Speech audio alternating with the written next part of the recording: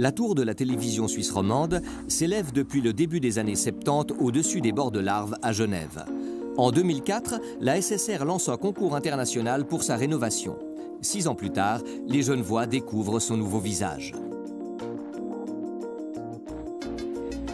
Dès 1968, l'architecte genevois Arthur Bugnat avait dessiné les plans d'une des premières tours construites en Suisse. Avec ses 17 étages, la TSR allait changer radicalement le paysage de la ville. Comme dans d'autres bâtiments construits à cette époque, de grandes quantités d'amiante avaient été utilisées comme isolant contre le feu. Mais au début des années 2000, la direction de l'entreprise décide d'assainir totalement le bâtiment. La tour de la TSR, rebaptisée désormais RTS, Radio-Télévision Suisse, devient ainsi le plus grand chantier d'assainissement jamais connu en Suisse. Des étages entiers ont été isolés et mis sous vide, car parallèlement aux travaux, le personnel continuait à fabriquer les émissions. Durant 11 mois, chaque centimètre carré de béton fut gratté pour enlever toutes les particules d'amiante. Au total, ce sont 400 tonnes de déchets qui seront enlevés. Parallèlement à ce travail de titan, les 15 bureaux d'architectes engagés dans le concours planchent sur l'élaboration d'une nouvelle tour avec comme seul cahier des charges initial une lettre écrite par le directeur de la RTS, Gilles Marchand.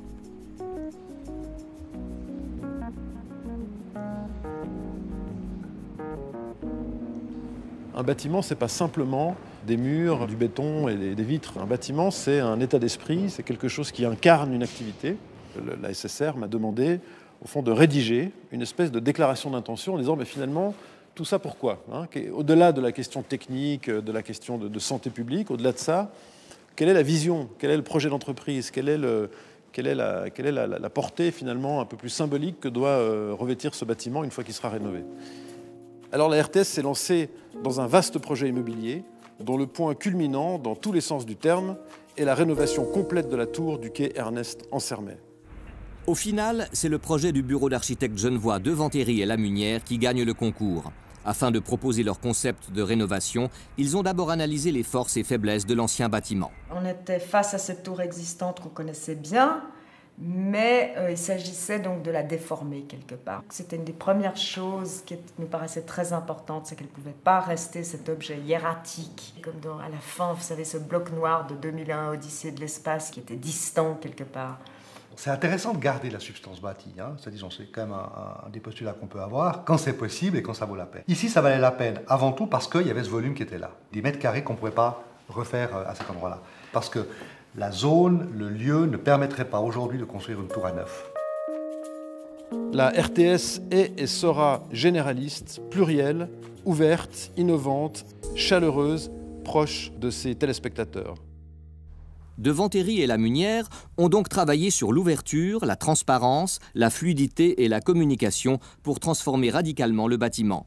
Leur projet, baptisé « La ville à tous les étages », reflète cette volonté d'ouverture sur le monde. Donc il y avait cette idée que la ville est le lieu de l'échange, que donc on arriverait probablement, en reprenant cette métaphore, à mettre en place ces échanges à l'intérieur même de la tour. Et puis en plus, ce jeu de mots, c'était la ville à tous les étages, la vie à tous les étages, il faut qu'il y ait de la vie qui s'y passe. Donc, on postule que l'architecture, elle n'est pas capable de faire de la vie ou de créer de la vie, mais elle la rend possible, disons.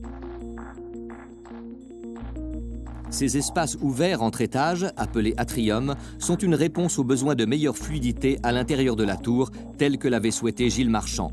Ils sont au nombre de 3, avec des couleurs distinctes, rouge, bleu et vert, comme les 3 couleurs de base servant à fabriquer une image télévisée.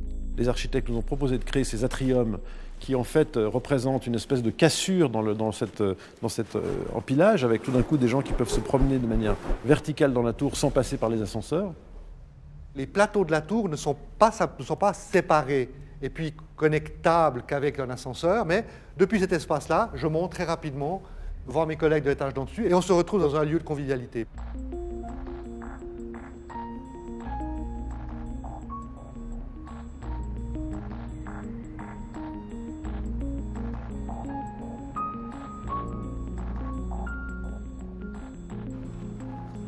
Je crois que ce qu'on peut dire par rapport aux atriums et par rapport aux défis qu'ils représentent, c'est qu'ils existent de manière simple. Ils apparaissent comme un événement dans la façade, mais que ça se passe presque naturellement, que ce soit un passage presque fluide de l'un à l'autre, passage de la partie pixelisée avec les miroirs à une partie vraiment vitrage, presque traditionnelle, avec très grande fenêtre. Et puis, même s'il y a un défi technologique, à la fin, ce n'est pas ça qui est intéressant. Ce qui est intéressant, c'est quel espace on met en place, qu'est-ce qu'on va voir. Alors là, par exemple, si on prend la grande fenêtre qui est sur 12 mètres de haut, si on s'en tient simplement à ce que ça représenterait de résister au vent, de résister à la poussée horizontale du vent, il faudrait avoir derrière les vitrages des piliers qui seraient à peu près gros comme ça, sur la hauteur, uniquement pour qu'ils résistent à la poussée au vent. Et nous, dans notre architecture, c'est exactement le contraire de ce qu'on cherche. On cherche à ce que l'effet soit produit, mais il ne soit pas rendu visible. Enfin, c'est pas ostentatoire. Voilà, que son innovation ne devienne pas l'enjeu expressif ou non, au contraire, il faut qu'il disparaisse complètement. Si les architectes insistent pour faire disparaître la structure, c'est aussi dans l'idée d'ouvrir la tour de la RTS à son public. Les valeurs d'ouverture, de transparence, etc., sont les valeurs qui appartiennent à la charte de l'entreprise, indépendamment de son bâtiment. La charte des programmes, par exemple, revendique l'ouverture de la télévision. Donc ça, c'est des choses qui tout de suite ont une espèce de résonance dans notre tête d'architecte. Qu'est-ce que ça veut dire la transparence? Et puis, qu'est-ce que ça veut dire justement d'avoir, par exemple, une fenêtre qui va jusqu'au sol? Précédemment, elle arrivait à la hauteur ici. Donc c'est vrai que de l'extérieur, on va aussi voir à l'intérieur des bureaux. Donc c'est aussi une manière de dire aux téléspectateurs, écoutez, les personnes qui travaillent pour faire ces émissions, elles aussi, elles se montrent. Autant qu'on vous montre, elles se montrent.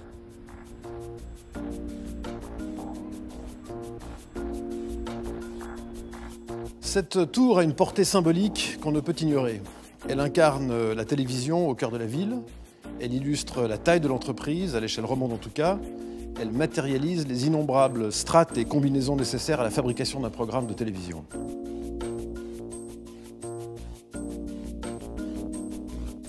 Et c'est très intéressant, parce qu'un média, c'est à la fois, au fond, une activité qui influence le contexte dans lequel elle opère, parce qu'elle choisit de traiter tel ou tel sujet, parce qu'elle choisit de tel ou tel angle journalistique, éditorial, etc. Puis en même temps, c'est le miroir absolu du contexte dans lequel il se situe. Et les architectes ont souhaité que ce bâtiment reflète parfaitement et de manière distincte tout au long de la journée le contexte dans lequel il est situé.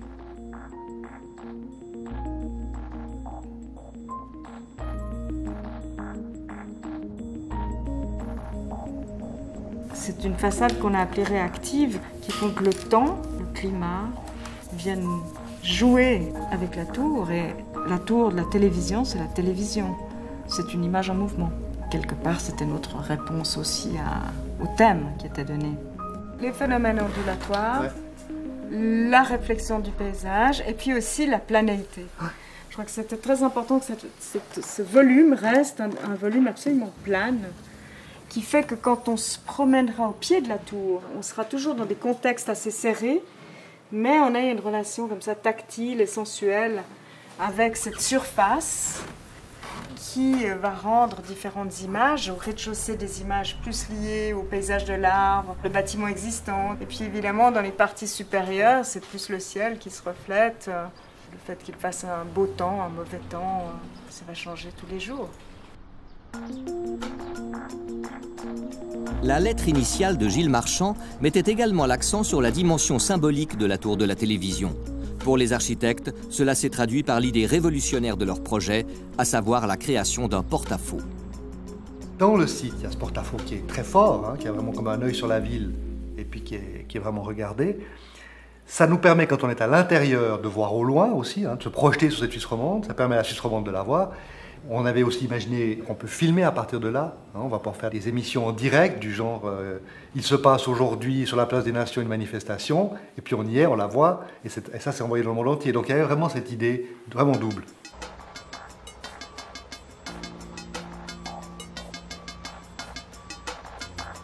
C'était quand même un défi, y compris pendant le chantier, de construire à ces altitudes-là, au-dessus de tous les studios d'enregistrement. Parce qu'il faut quand même dire pendant ce temps, ça que tournait, ça tournait pendant ce temps. Donc c'est un chantier qui devait être silencieux. Et puis ce porte-à-faux a dû se construire vraiment de l'intérieur, par grue énorme. Enfin, c'était vraiment un événement. On est effectivement ici sur un vide. On a 50 mètres sous nos pieds. Et puis, si ça c'est la tour, on a sorti une espèce de bec comme ça, donc c'est 6 mètres dont Inès parlait. Et puis ces 6 mètres, il faut les tenir. Alors, pour les tenir, ça c'est le plan de la façade de la tour qui descend sur ces 50-60 mètres. Et ensuite, on prend avec ses bras, comme ça, à 45 degrés à peu près, on vient retenir ces charges, ce porte-à-faux, comme une espèce de potence, si on veut, hein, ouais, comme une potence. Et puis ensuite, donc, on a cet appui, et ensuite, il y a une grande poutre qui est tout le long. Et puis, au moyen de ces tirants, on suspend en fait le plancher sur lequel on se trouve. Donc ça fait, on va chercher un appui là, on suspend en fait la dalle sur laquelle on est. Alors théoriquement, c'est relativement simple. Techniquement, c'est assez compliqué et la réalisation a été vraiment difficile parce qu'on est sur le vide. Il y a là un vrai souci de passerelle, de communication avec l'environnement dans lequel nous nous trouvons. Ce n'est pas simplement une tour qui s'arrête de manière figée, c'est une tour qui a un débord. Très intéressant, hein, déborder un peu du cadre, raisonner hors du cadre. Je dirais que les choses qui ont été les plus difficiles pour ce porte-à-faux, c'est pas du tout d'y penser, ni même peut-être même de le réaliser, c'est d'avoir pu le faire. Parce que pendant longtemps, la question était, est-ce qu'on va pouvoir se le payer? On avait gagné le concours, probablement parce qu'on avait le porte-à-faux. Mais en même temps, quand il fallait trouver les économies, c'est ce qu'il y avait de plus facile à supprimer dans le projet.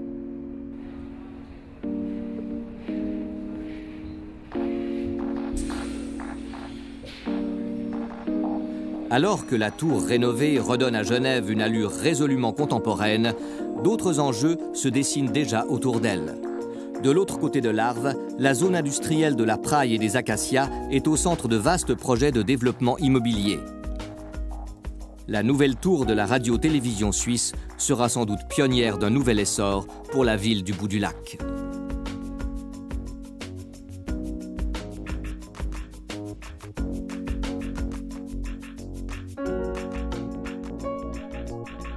D'une nouvelle tour avec comme seul cahier des charges initial une lettre écrite par le directeur de la RTS, Gilles Marchand.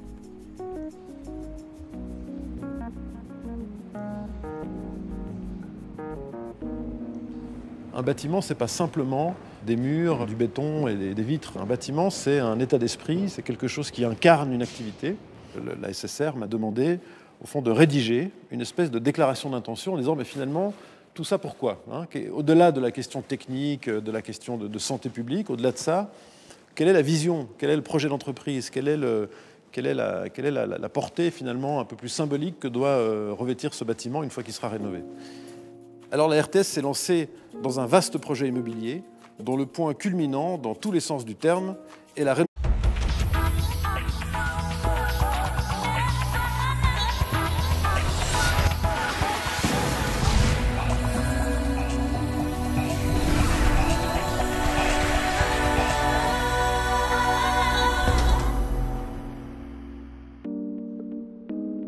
La tour de la télévision suisse romande s'élève depuis le début des années 70 au-dessus des bords de l'Arve à Genève. En 2004, la SSR lance un concours international pour sa rénovation. 6 ans plus tard, les Genevois découvrent son nouveau visage. Dès 1968, l'architecte genevois Arthur Bugnat avait dessiné les plans d'une des premières tours construites en Suisse. Avec ses 17 étages, la TSR allait changer radicalement le pays. Innovation complète de la tour du quai Ernest Ansermet. Au final, c'est le projet du bureau d'architectes genevois de Ventéry et Lamunière qui gagne le concours.